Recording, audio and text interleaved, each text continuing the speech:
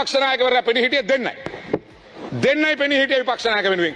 එතුමා තීරුම් ගන්න ඕනේ එතුමාට දැන් ඉතුරුලා ඉන්න දෙන්නයි කියලා. එතුමාට ඉතුරුලා ඉන්න දෙන්නයි කියලා. ඒ නිසා මුදල් කාරක සභාවේ හර්ෂයට මං කිව්වා මේ විගණන වාර්තාව පිළිබඳ පැහැදිලි කිරීමක් කරන්න කියලා. එතුමා තමයි මේ පාර්ලිමේන්තුවේ මුදල් කාරක සභාවේ සභාපතිවරයා. මම එතුමාට කිව්වා මේ විගණන වාර්තාව වැරදි නම් කියන්න කියලා කිව්වා. මට ඕක කියන්න බෑ. මං ඕක කියන්න බෑ. විගණන වාර්තාව තමයි අපේ කමිටියකටත් එන්නේ කියලා කිව්වා. ඒ නිසා මුලස්සනේ සභාපතිතුමනි මං ඊටාම ගෞරවයෙන් විපක්ෂ නායකතුමාට කියනවා කරුණා කරලා ඔබතුමාට කොන්දක් තියෙනවා නම් ආත්ම ගෞරවයක් තියෙනවා නම් ඔබතුමා හෙට දවසේ විපක්ෂ නායක ධුරෙන් අයින් වෙන්න කියලා. ඔබතුමා මේ පාර්ලිමේන්තුවේ කිව්වා විගණන වාර්තාවක් පාර්ලිමේන්තුවේ සභාගත කරොත් මම විපක්ෂ නායක ධුරෙන් හෙට අයින් වෙනවා කියලා කිව්වා. දැන් අයින් වෙන්න බැරිකමට කියනවා විගණන නිලධාරියා පොට්ටුවේ කියලා. දැන් හෙට අනිද්දා අපිට කවුරු හරි විගණනයක් ආවොත් අපි කියන්නේ විගණන නිලධාරියා මාලිමාවේ කියලා. ගරු මන්ත්‍රීතුමා ඔබතුමාට විනාඩිය කාලයක් තියෙනවා. මන්ත්‍රීතුමා ඔබතුමාට විනාඩිය කාලයක්. ඉතින් ඒ නිසා මම කියන්නේ පොඩි ළමයි වගේ එක එක්කෙනාට බෝල පාස් කරන්නේ නැතුව තමන්ගේ අතින් වැරදීමක් වෙලා තියෙනවා නම් ඒ වැරද්ද පිළිගන්නවා ඒකට නීතිය ක්‍රියාත්මක කරලා කියන්න කොන්දක් තියෙන්න ඕනේ. අපිට අනුර දිසානායක මන්ත්‍රීතුමාලා අල්ලස් එකට ගියා. අපිට නඩු දැම්මා ඒ කාලේ පහුගිය කාලේ අපි අධිකරණ වලට ගියා. අපි නඩු වලට පෙනී හිටියා. අපි බයලා ගියේ නෑනේ. අපි අනුර දිසානායක මන්ත්‍රීතුමා අපි අවුරුදු 7ක් නඩු කිව්වා.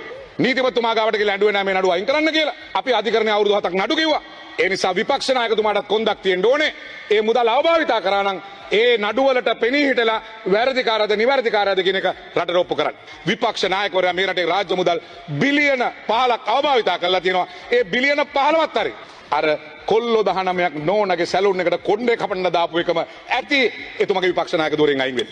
ඒ නිසා ගෞරවනීය විපක්ෂ නායකවරයෙක් හැටියට පුළුවන් නම් කොන්දක් තියෙනවා නම් එතුමාට ඉල්ලාස්වීම එළියම බාර දෙන්නේ කියන ඉල්ලීම කරමින් මම නිහඬ වෙනවා. බොහොම ස්තුතියි. මිලට කරු අනුර කුමාර දිසානායක මහත්මයා විනාඩි 10ක කාලයක් තියෙනවා. මුලස්සනේ ඉන්න මන්ත්‍රීතුමනි විශේෂයෙන්ම නඩු හබ ගැන වංචා දූෂණ ගැන ලොකු සාකච්ඡා යනවා. ඒ පැත්තෙන් මේ පැත්තට මේ පැත්තෙන් ඒ පැත්තට. හැබැයි කවදා හරි ඒ පැත්තෙන් මේ පැත්තට කරන වැඩෙත් මේ පැත්තෙන් ඒ පැත්තට කරන වැඩෙත් නතර නම් කරනවා.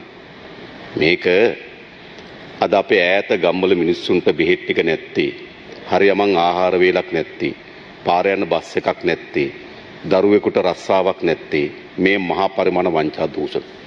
ඔබතුමා මේ පැත්තෙන් මේ පැත්තේ යට කියනවා, මේ පැත්තේ මේ පැත්තට කියනවා.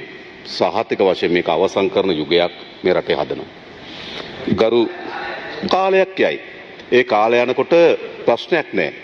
නරක දෙයට ඉතා ඉක්මනින් සිද්ධ වෙනවා, හොඳ දේවල් ටිකක් පරක් වෙනවා. ඒකත් අපි දන්නවා. හරි බලමු. කවුද ඇතුලේ ඉන්නේ කියලාත් බලමු.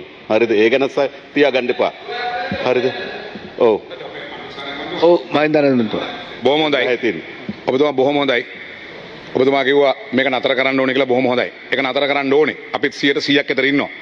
හැබැයි ඒ වගේම ඔබතුමා අමතක කරන්න එපා. ඔබතුමාලට 2015 ඉඳලා 19 වෙනකම් බලයක් පැවරුණා මේක හවර කරන්න. කැබිනට් මණ්ඩලය මගින් අවසර දීලා තිබුණා. ඔබතුමාලා දැඩි උත්සාහයක් කරා. ඒ කමිටුව විසින් නඩු දැම්මා අනුර දිසානායක මන්ත්‍රීතුමා. හරි. ඒක අඩුපාඩුකම් තිබුණා නම් ඒවා තවත් සාර්ථක කරලා ඒක කරන්න. ඒ පිළිබඳ කිසි විරෝධයක් නැහැ. අපි සම්පූර්ණ සහයෝගය දෙනවා කවුරු හරි කරනවා. ගරු මන්ත්‍රීතුමනි, ඒ බලය මට තිබ්බනම් මම ඊට කලින් දවසකුත් කිව්වා. මේ පාර්ලිමේන්තුවේ බොහෝ දෙනෙක් අපිට බලන් දෙන්න වෙන්නේ බන්ධනාගාරයට. ඒ බලය මට තිබුණේ නැහැ හරියට. තිබ්බනම් මම දන්නව කරන විදිය. ගරු මන්ත්‍රීතුමනි, විශේෂයෙන්ම ගුවන්තොටුපොළ, වරාය, යාලංකා වැනි තමත් වැදගත් ආයතන ගණනාවක් අද විවාදයට භාජනය කරනවා. නමුත් පැවරී තිබෙන සීමිත කාලය නිසා ඒ වගේ අභ්‍යන්තර ගැටලු ඒවා සංවර්ධනයට උපයෝග කරගන්නේ කොහොමද කියන කරුණු පිළිබඳව මම ගොඩක් කරුණු ඉදිරිපත් කරන්න යන්නේ නැහැ. නමුත් මම කරුණු කීපයක් අවධානය යොමු කරන විශේෂයෙන්ම ජනමාධ්‍ය අමාත්‍යතුමා, ඔබ දන්නවා අපේ රටේ මාධ්‍යවේදීන් ඉතාමත් දුෂ්කර ආර්ථික තත්ත්වයක ඉන්නේ. බොහෝ අය දැන් රූපවාහිනී වගේ ඒවා ගත්තාම ගරු මන්ත්‍රීතුමනි, ඒවා රූපවාහිනී තිරේ පෙනී සිටීම වුන්ට තියෙන යම් වරප්‍රසාදයක් ලෙස සලකා ලැබෙන දීමනාවන් ප්‍රමාණවත් නෑ. සමහර පත්තර කාර්යාලවලත් ඒ ලැබෙන දීමනාවන් ප්‍රමාණවත් නෑ. නමුත් ඔවුන් අපේ රටේ අද මේ සිද්ධ වෙන බොහෝ දේ සමාජයට ගෙන යන්න, සමාජයේ ජනතාව දැනුවත් කරන විශාල කාර්යභාරයක් කරනවා. මේ පත්තර, මේ සමාජ මාධ්‍ය, මේ රූපවාහිනී తాවකාලික අපි වැහුණා කියලා උපකල්පනය කරොත් අපේ රට මුළු තොරතුරු ගලාගා යාමේ අන්ධකාරයක් බවට පත් වෙනවා. ඒ නිසා මේ මාධ්‍යවේදීන් මේ මුහුණ දී තිබෙන ගැටලු පිළිබඳව මේට වඩා අවධානය යොමු කළ යුතු තිබෙනවා. විශේෂයෙන් ගත්තාම මීට පෙර ආරම්භ කරා රුපියල් ලක්ෂ 3ක ණය මුදලක් දෙන්න ගයන්ත මන්ත්‍රීතුමාට මතක ඇති. මාධ්‍ය උපකරණ මිලදී ගැනීම සඳහා වැඩසටහන. මොකද වුනේ? ඒ වැඩසටහන දැන් අතර වුණා. ඊළඟ ආරම්භ කරා මොකද්ද? මෝටර රථ මිලදී ගැනීම සඳහා සහන ණය. මම දන්නේ දැන් නැති සහන ණය නෙවෙයි මෝටර රථත් නේ. කොහොම වුණත් මෝටර රථ මිලදී ගැනීම සඳහා සහන ණය යෝජනා ක්‍රම ආරම්භ කරා. ඒව නතර වුණා. ඊළඟ ආරම්භ කරා මොකද්ද? සහන ණය ක්‍රමයකට සහන දීමනා ක්‍රමයකට නිවාස ලබා දීමේ යෝජනාව. හැබැයි ඒවා ක්‍රියාත්මක වෙන්නේ නැහැ. ඊළඟ ආරම්භ කරනවා කියලා කිව්ව මොකද්ද? විශ්‍රාම වැටුපක් ලබා දෙනවා කියලා ආරම්භ කරනවා කියලා කිව්වා. හැබැයි ඒක ගැන කතා විතරයි කවදාවත් ක්‍රියාත්මක වෙන්නේ නැහැ. ඊළඟ තමුන්නාන්සලා කිව්ව මොකද්ද? ආරම්භ කරා රක්ෂණ ක්‍රමය. හැබැයි දැන් ඒවා නතර වෙලා තිබෙන්නේ.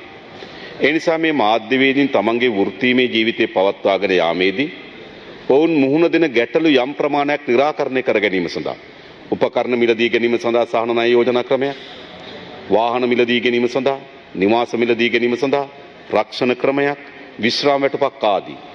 ඔවුන් මේ කිසි කෙනෙක් අපේක්ෂා කරන්නේ මහා මන්දිර ගොඩනගා ගැනීම, මහා ධන සම්භාරයක් උපයා ගැනීම නෙවෙයි. මිනිසෙක්ගේ ජීවිතයේ මූලික අවශ්‍යතාවයන් සපුරා ගැනීම. නිවාසයක් කියන මූලික අවශ්‍යතාවය. බෙහෙත් ගැනීම සඳහා රක්ෂණ ආවරණයක් කියන මූලික අවශ්‍යතාවය. තමන්ගේ වෘත්තීමය ජීවිතේ පවත්වාගෙන සඳහා උපකරණ මිලදී ගැනීම වෘත්තීමය අවශ්‍යතාවය. හැබැයි අඩුම තරමේ මේ මාධ්‍යවේදීන්ට මේ වෘත්තීමය අවශ්‍යතාවයන් සැපරීමට සරලන වැටුපක් නැහැ. ඒ නිසා ඒ සඳහා ආණ්ඩුව විසින් සකස් කළ තියෙන මුළු යෝජනාද අසාර්ථක භාවයට පත් වෙලා තිබෙනවා. ඒ නිසා ගරු ඇමතුමාගෙන් ඒ පිළිබඳ අවධානය යොමු කරන්න කියලා මා ඉල්ලා හිටිනවා. ඊළඟ ඔබතුමාගේ මා අවධානය යොමු කරනවා ජාතික රූපවාහිනී සේවකයන් 50කට ආසන්න ප්‍රමාණයක් 2020